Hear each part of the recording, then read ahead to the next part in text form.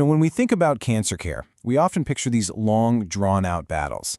But some of the most critical decisions in oncology aren't made over months. They're made in minutes. Today, we're diving into two high-stakes emergencies where a single choice can mean the difference between recovery and permanent damage. Yeah, it's easy to picture cancer treatment as this marathon, right? Weeks of chemo, months of radiation. But what happens when it's not a marathon at all, but an all-out sprint against the clock? Sometimes the focus has to shift, like immediately, from the cancer itself to the crisis it's causing right now. All right, so let's get right into it. I'm going to lay out two real-world cases for you. And as we go, I want you to play detective. Put yourself in that doctor's white coat. The final call? That's on you. Think you can nail it? Let's find out. Okay, case number 1. This one starts with a symptom that's, well, it's a classic, but it's also incredibly alarming. It's the kind of thing that makes a doctor stop and think, okay, what is really going on here? So, picture this. A 72-year-old guy walks in. The first thing you notice? His skin, his eyes, they have this distinct yellow tint, jaundice. But when you ask him, hey, does this hurt? He just shakes his head. Nope, no pain. And that right there is what sets off alarm bells. Painless jaundice is a massive red flag in medicine. Okay, so we're starting to build a case file here. What else is going on? He tells you his urine has been really dark, but his stools are pale. That's a textbook sign that bile isn't getting where it needs to go. Plus, he's dropped about 6 kilos without even trying, has no appetite, and, this is a big one, a heavy smoking history. Every single one of these is another crucial piece of the puzzle. And boom, the lab results come back and they really start to tell the story. Now look at this. The interesting part isn't just that the numbers are high, it's the pattern. See those ALP and GGT levels? They're just through the roof. This isn't your garden variety liver issue. This is screaming blockage. It's like a dam has been built somewhere and everything is backing up. And that CA19-9 tumor marker? Well, that's pointing a pretty big finger straight at the pancreas. But then, during the physical exam, you find the clincher. You're feeling his abdomen, and you feel a mass, a firm, enlarged gallbladder. But here's the kicker. When you press on it, he doesn't even flinch. No pain. This isn't just a clue, folks. This is a giant, flashing neon sign. Yeah, this finding actually has a name. It's called Courvoisier's sign, and it's based on this really cool medical principle. Think of your gallbladder like a balloon.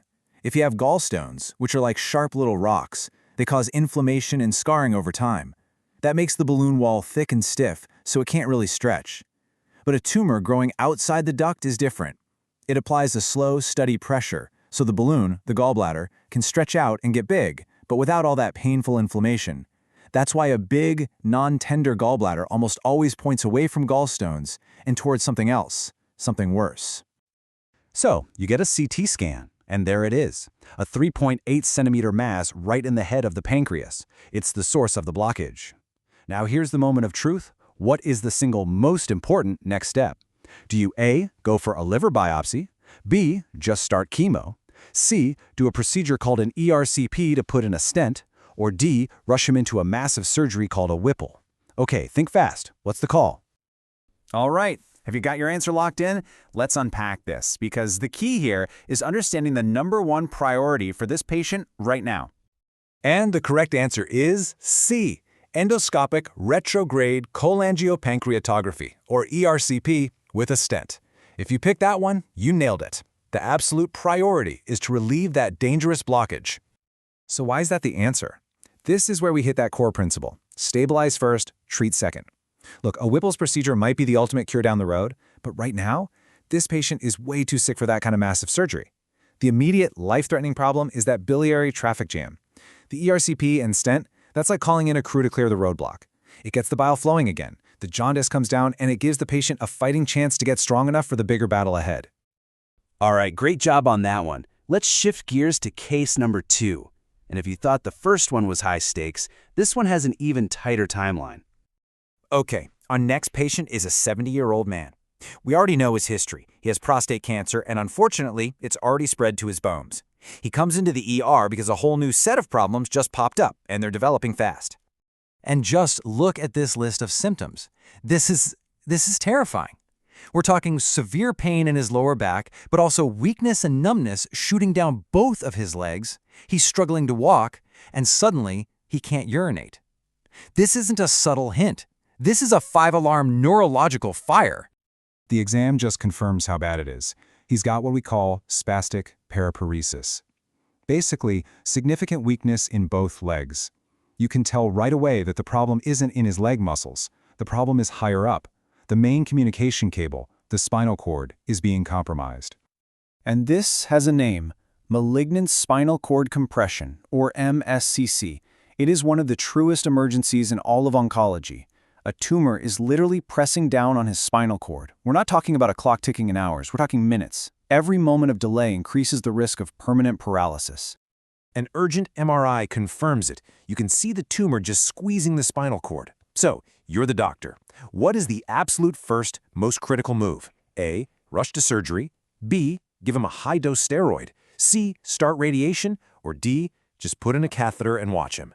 The pressure is on. What do you do? Okay, let's solve this one. Now, the right answer here might actually be a little counterintuitive. It's not about being the most aggressive, it's about being the smartest. It's about buying precious time.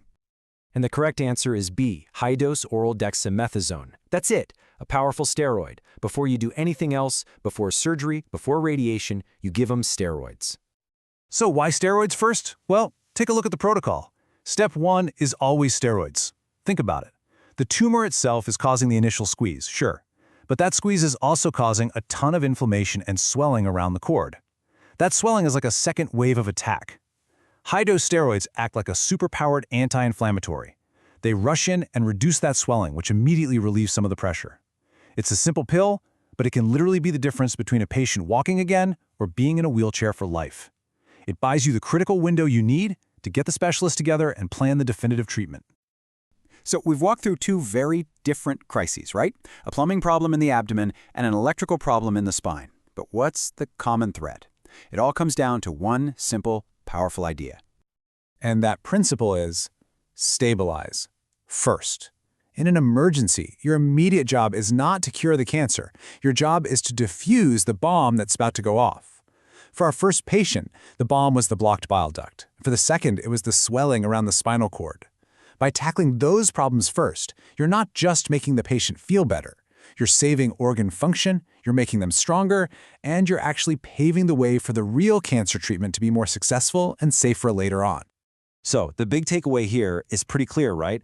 The first step you take isn't always the final one. It's all about triage, about seeing the immediate threat and dealing with it. And it really makes you think, doesn't it? What other huge medical emergencies are out there, hiding in plain sight, just waiting for someone to connect the dots before it's too late?